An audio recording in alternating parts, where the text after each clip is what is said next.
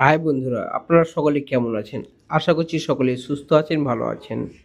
তাই আজ আমি আপনাদের একটি নতুন ব্লগ ভিডিওতে হাজির হয়ে গেলাম। আজ আমি আপনাদের সামনে জেডেক্স সিরাপ সম্পর্কে বিস্তারিত আলোচনা করব।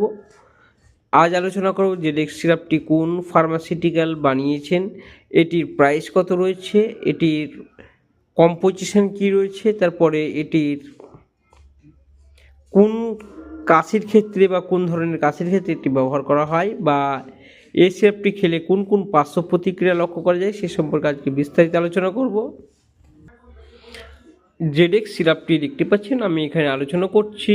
জেডেক্স সিরাপটি বিশেষ করে আপনার ড্রাই কফ রিলিফ অর্থাৎ শুকনো কাশির একটি অব্যর্থ মেডিসিন বা সিরাপ বললে ভুল হবে না। এটি হচ্ছে শুকনো কাশির একমাত্র একটি কার্যকারী সিরাপ। তাহলে এই জেডেক্স সিরাপটির কম্পোজিশন হচ্ছে dextromethorphan, hydrobromide and chlorpheniramine maleate syrup.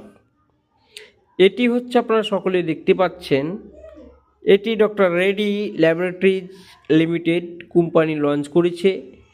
এই সিরাপটির বর্তমানে প্রাইস বা বাজার মূল্য রয়েছে 174 রুপিজ, অর্থাৎ 174 টাকা দাম রয়েছে এটির বর্তমান বাজার মূল্য।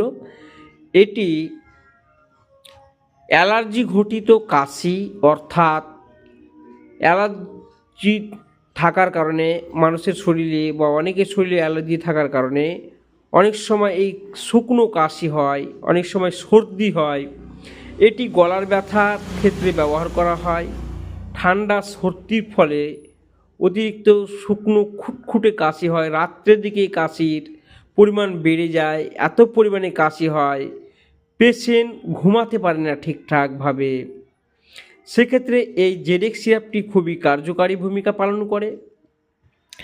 এটি সর্দি হলে অনেক সময় পেশেন্টের গলা ব্যথা করে, আপনারা সকলে দেখতে পাচ্ছেন। আপনি গলার ব্যথার ক্ষেত্রে কার্যকারী ভূমিকা পালন করে। তাছাড়া আপনার ঠান্ডা সর্দি কাশি এই সমস্যাগুলি যদি হয়ে থাকে সেক্ষেত্রে এটি খুবই কার্যকারী ভূমিকা পালন করে থাকে এই সিরাপটি।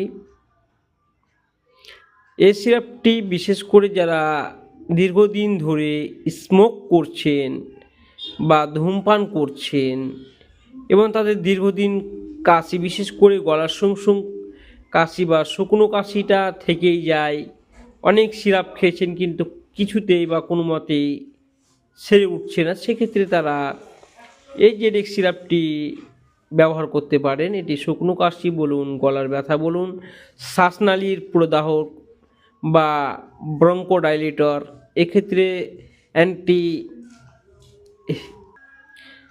এটি বিশেষ করে অ্যালার্জির প্রতিরোধ হিসাবে এটি কার্যকারী ভূমিকা পালন করে। তাছাড়া আপনি এই সিরাপটি খাওয়ার নিয়ম আমি বলছি। এই সিরাপটি 10 ml করে দিনে 3 থেকে 4 বার খাওয়ার পরে খেতে হয়। এই সিরাপটি খাওয়ার পরে আধা ঘন্টার মধ্যে কোনো পানি টানি বা জল খাবে না।